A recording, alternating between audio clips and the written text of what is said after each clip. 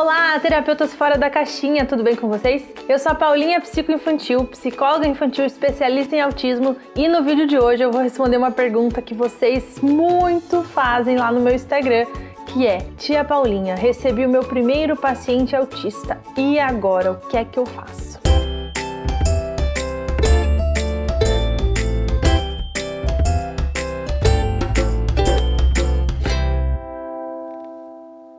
Antes da gente começar o nosso assunto, eu quero que você dê like nesse vídeo, se inscreva no canal, que isso é muito importante para eu continuar fazendo vídeos para vocês. Bom, então é assim, na vida do terapeuta infantil, quando você está aberto a atender crianças de maneira geral, há muitas chances que em algum momento você receba o teu primeiro paciente autista, mesmo que você não tenha especialização na área. Os casos estão aumentando, os diagnósticos estão cada vez melhores, então sim, eles vão buscar terapia. E pode ser que eles cheguem até você. E aí chega no teu consultório um paciente, você vê que ele já tem o laudo de autismo, tá? Estou te dando a chance de ser um paciente laudado, então você não precisa fazer avaliação nesse caso, ele já está com o laudo de autismo, então você pega o paciente e fala: oh meu Deus, o que eu faço com uma criança autista? E eu entendo que você ainda não sabe o que fazer, porque nem todo mundo teve a chance de ter uma formação, fazer uma pós, uma especialização ou pagar 15 mil reais numa formação específica para trabalhar com um método específico para autismo. Eu entendo você que está no teu consultório e quer ajudar aquela família e ainda não tem um super curso de autismo e você quer saber o que é que você faz nessa hora. Então esse é um vídeo que eu vou te dar umas dicas bem práticas para você começar, porque provavelmente sim, você vai ter que estudar muito mais do que o que você sabe hoje para se inteirar mais sobre o mundo do autismo. A primeira opção, caso você não se sinta segura para atuar nesse caso, é encaminhar esse paciente para uma especialista. Então, se você olhar o caso e falar, realmente, não sei o que fazer, não sei lidar, não sei o que trabalhar com essa criança, encaminhe o caso. Não use esse teu paciente de cobaia porque não vai dar certo. Agora, se você quer se dedicar para estudar, fazer supervisão e atender o caso, aí sim você vai ter sucesso. Então a primeira coisa que você vai fazer quando o teu paciente chegar no consultório é uma anamnese muito completa. Então eu já tenho um vídeo sobre anamnese que eu vou deixar aqui em cima para vocês. Eu nunca sei qual que é o lado que fica, então eu vou apontar aqui, um dos dois vai dar certo. Você vai fazer uma anamnese bem completa. Você quer saber tudo sobre essa criança, sobre essa família, sobre a educação dessa família, sobre a forma que os pais reagiram ao diagnóstico, se você perceber se eles já aceitaram bem essa criança ou ainda não, se eles estão naquele processo de tomara que exista uma cura porque eu não sei o que fazer com isso, sabe? Esse processo de aceitação do laudo do filho, tá? Então isso é importante para você saber como você vai orientar e abordar essa família. Caso esse paciente faça atendimento com outros profissionais, por exemplo, uma fono ou até a neuropediatra que ele foi, você pode entrar em contato com eles por e-mail ou marcar uma reunião para querer entender um pouquinho mais do caso. Então isso também te ajuda no processo de análise do caso daquele teu paciente, né? Porque, veja, a gente está no processo de investigação clínica, você está investigando o caso. Por mais que você já tenha o laudo do que é o caso, ou seja, é autismo, beleza, mas é autismo nessa família. Você quer entender essa família, você quer entender como que eles funcionam, se tem outros irmãos, se não tem. Todo o processo de entender a família é importante para qualquer paciente que vá no teu consultório, independente do laudo que ele tem. Depois que você fez essa anamnese, você vai fazer as primeiras sessões com o teu paciente para começar a entender um pouquinho sobre ele e realmente criar um vínculo com o paciente. Então eu recomendo que você entre com a mãe na sala nas primeiras sessões para vocês poderem criar um vínculo os três, porque a mãe ainda é uma pessoa de muita segurança para esse paciente. Então ela precisa estar junto no começo para ele se sentir mais seguro com você e vai facilitar o teu trabalho quando você vê um pouco mais da interação mãe e filho. Geralmente são as mães que levam na terapia. Se for o pai que leva, ótimo, veja a interação pai e filho, mas talvez peça um dia para a mãe ir também. Ou ao contrário, se é sempre a mãe que leva e você quer ver a interação com o pai, pede para o pai ir um dia. Quer ver a interação dos irmãos? Pede para a mãe levar o irmão um dia. Esse estudo da criança naquela família é muito importante para o teu processo, para você realmente saber quais são as metas funcionais para aquela criança, para aquela família. Quais são as metas de terapia que você vai ter? Por que ele está indo para terapia? Analisando bem a família e o caso, você vai ter a resposta para essa pergunta. Aí, depois que você fez a anamnese bem completa, falou com profissionais, pode ir na escola, falar na escola, fazer a observação da escola, fez a observação clínica inicial das primeiras sessões com a criança, chegou a hora de atuar no caso clínico. E aí vem um processo importante que é: qual é o seu embasamento teórico? Você já deve saber que dentro da psicologia a gente tem várias bases de teorias. E você, como um bom psicólogo, vai ter que escolher uma que você queira seguir. Então eu não sei quanto tempo faz que você é formado, mas geralmente já na saída da faculdade a gente meio que escolhe a abordagem que a gente quer seguir. E aí eu conto pra vocês que no mundo do autismo, eu fui descobrir que existem abordagens muito mais específicas para trabalhar com autismo depois de formada. Então assim, depois de um ano de formada, eu sabia que existiam pelo menos 7 abordagens diferentes, a maioria dentro da ABA, que é a Análise Aplicada do Comportamento, para trabalhar com autismo. E aí eu falei, gente, como assim? E agora? E infelizmente essas formações são super caras, porque a maioria é americana e foi trazida para o Brasil. Então a média de valor de uma formação dessas é de 8 a 20 mil reais. Claro, algumas duram 1 ano, 2, 3 ou 4 anos, mas mesmo assim é um super investimento. Então eu digo para você que antes de você escolher uma dessas formações, se você realmente for trabalhar na área do autismo, você tem que entender um pouquinho de cada uma, porque não adianta você ir lá e pagar 20 mil em uma formação e depois falar, não era bem isso que eu queria. Você já gastou 20 mil reais. Então antes de pegar o dinheiro para pagar uma formação que é cara e que é boa e que vai realmente te ajudar, estude bem o que existe no mundo do autismo. Isso vai te ajudar bastante na tua atuação clínica. Nesse momento, é legal que você tenha uma supervisora dentro da abordagem que você tá de olho, né? Então, digamos que você escolheu o Denver, né? O ESDM Early Start Denver Model. Vou deixar aqui embaixo o nome. O Denver. Tenha uma supervisora Denver para ir te ajudando nesse caso. Ela pode estar te supervisionando e você está seguindo as orientações dela. Veja, você não pode falar que você está aplicando Denver, porque você não tem a formação, mas você pode estar aplicando psicoterapia infantil, baseada no ABA, que é a Análise Aplicada do Comportamento. Isso tudo bem, você só não pode dizer da formação porque você não fez a formação oficial. Nesses casos, eu gosto muito de usar testes de avaliação do desenvolvimento infantil, porque assim, quando você tem um caso de autismo no seu consultório, você não vai trabalhar o autismo da criança. Isso não existe. Nenhuma terapia infantil deve olhar para a criança como um projeto de vamos tirar o que tem de autismo para ficar uma criança que não pareça autista. Não, isso não pode acontecer. Uma criança autista é uma criança autista. Ela vai ter sua forma de funcionar no mundo. Qual é a sua função como terapeuta? Dar qualidade de vida para ela e para a família dela. Então, comportamentos que trazem prejuízo para essa criança ou para pessoas em volta dela são comportamentos que você vai ajudar ela a melhorar, a transformar, a trazer um comportamento mais adequado, que não traga prejuízos. Exemplo simples e claro. Uma criança que faz flapping. Quando ela tá feliz, ela faz flapping, ela pula e balança os bracinhos. Responda pra tia Paulinha, isso traz algum prejuízo para a criança? Não. Se ela está na escola e os amigos olham ela pulando e fazendo assim e acham estranho ou falam, nossa, o que ela tá fazendo? Isso traz um prejuízo para a criança? Talvez porque socialmente aquele comportamento pode ser um motivo de bullying. Então, primeiro a gente vai conversar com as crianças da escola para elas entenderem o que é aquele comportamento, visto que ele não está fazendo nada de errado. É o jeito dele de talvez lidar com uma coisa que deixou ele feliz e animado. Não é errado, gente, não tem problema a estereotipia. Aí agora, a mãe te diz, ai Paulinha, mas é que ele faz isso no meio do shopping e aí todo mundo fica olhando que meu filho faz um negócio estranho. De quem é o problema? Do filho ou da mãe? A mãe. Quem que precisa ir pra terapia? Mamãe.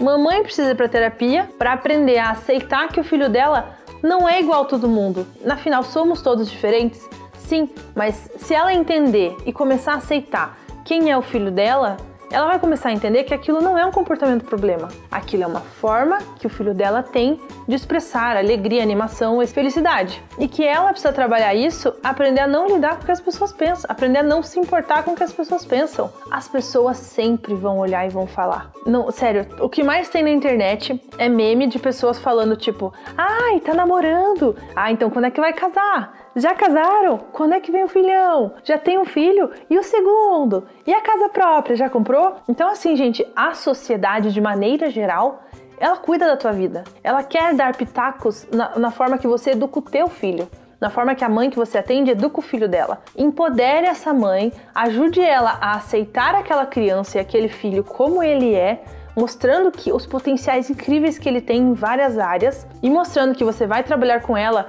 as áreas que tem déficits ou que precisa de ajuda, mas que não é a sociedade que vai olhar para essa criança e falar: isso é errado, não pode fazer estereotipia. Não pode. A sociedade não tem esse direito, por mais que ela ainda faça isso, tá? Mas você tendo essa argumentação para conversar com a mãe do teu paciente vai ajudar muito no processo dela aceitar esse filho. E lembrem, a aceitação de um diagnóstico para uma família é igual ao processo de luto. Eu vou deixar aqui na tela uma imagem dos passos de um processo de luto. É a mesma coisa. As mães e pais também passam por esse processo. Vou até gravar um vídeo falando um pouquinho mais sobre isso também, agora me veio essa ideia. Então o que você pode fazer, já considerando que você só vai trabalhar comportamentos que tragam prejuízos, é fazer uma avaliação do desenvolvimento infantil dessa criança. Ou seja, se temos áreas deficitárias no desenvolvimento infantil, significa que alguns pré-requisitos para áreas importantes podem estar comprometidos. Por exemplo, fala e linguagem, né? Uma criança que ainda não imita, não observa o ambiente.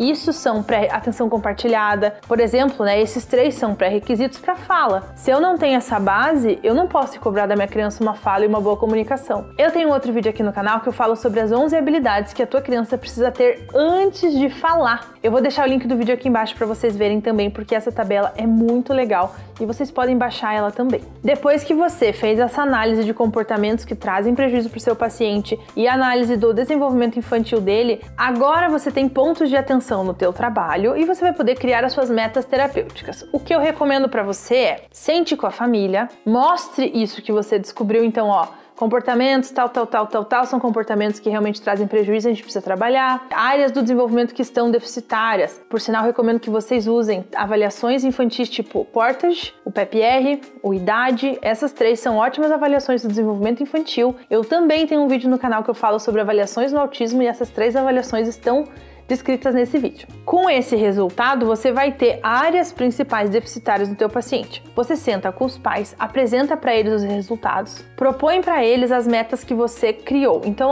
pais, eu quero que ele, na área da imitação, a gente trabalhe isso, isso e isso. Na área da fala, da comunicação, isso, isso e isso. Na área do comportamento, a gente precisa olhar primeiro para esse comportamento que acontece. Por exemplo, quando ele se frustra, ele joga as coisas e bate em vocês. Isso aqui traz prejuízo para ele em ambientes sociais e para vocês e para casa, e possivelmente alguém pode se machucar. Então a gente vai cuidar desse comportamento principal agora. Foque em um comportamento principal, não queira mexer em 50 coisas ao mesmo tempo, que não vai dar certo.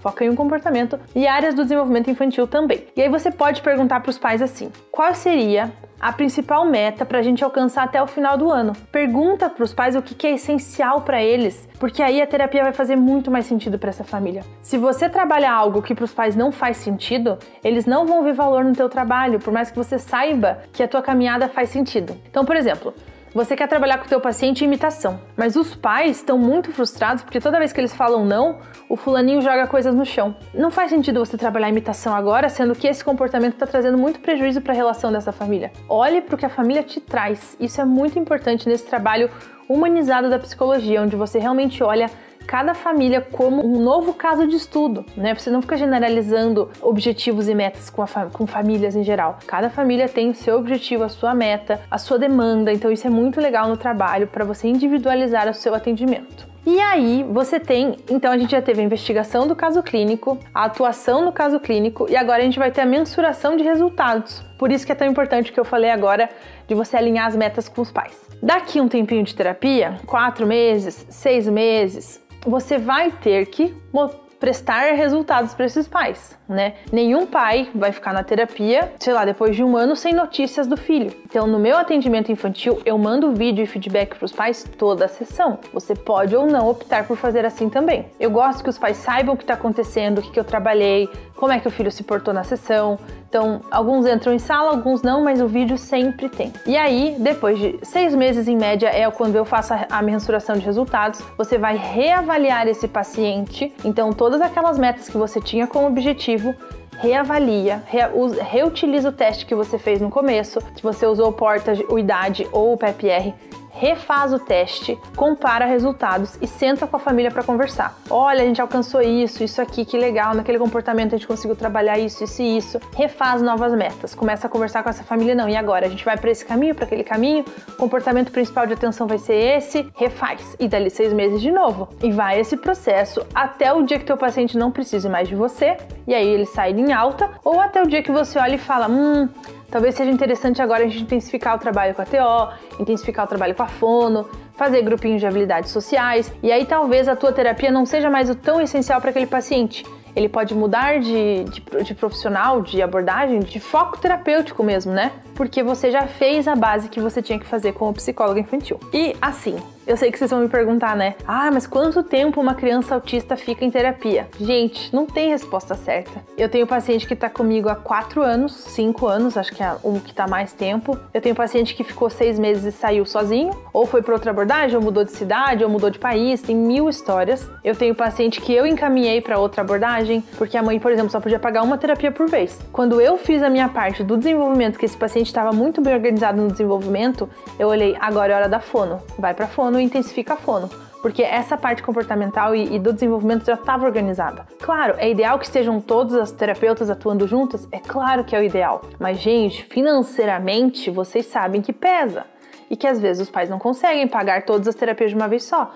Então, vocês podem ter esse processo de focar em uma, depois vai para outra, também dá. Mas eu tenho paciente assim, de todo o tempo que você imaginar, já tive. Paciente de anos, paciente de meses, paciente que veio pro intensivo de uma semana numa cidade de longe, veio, ficou uma semana, foi embora, tudo. Então não tenho resposta certa para vocês no tempo de terapia de uma criança. Vai depender muito de quais as metas que você estipulou e até que idade que você atende. Porque, por exemplo, eu tenho pacientes que estão ficando adolescentes. Eu atendo em média até 12 anos atendimento individual. A partir daí, eles vão para grupos de habilidades sociais, que o trabalho é um pouco diferente. Hoje, é o que eu faço. Talvez amanhã eu olhe e fale, não, agora eu quero começar a atender os adolescentes mesmo e vou até 15 anos. Não sei, talvez eu vá, talvez eu não vá.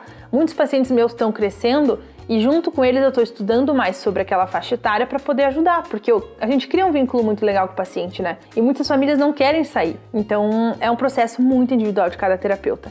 Tem terapeuta que só quer atender até 5 anos de idade. Então, se a criança tem 6, ele não atende. Ele atende de 1 a 5 anos. Beleza, é teu nicho. Você é muito bom nessa idade.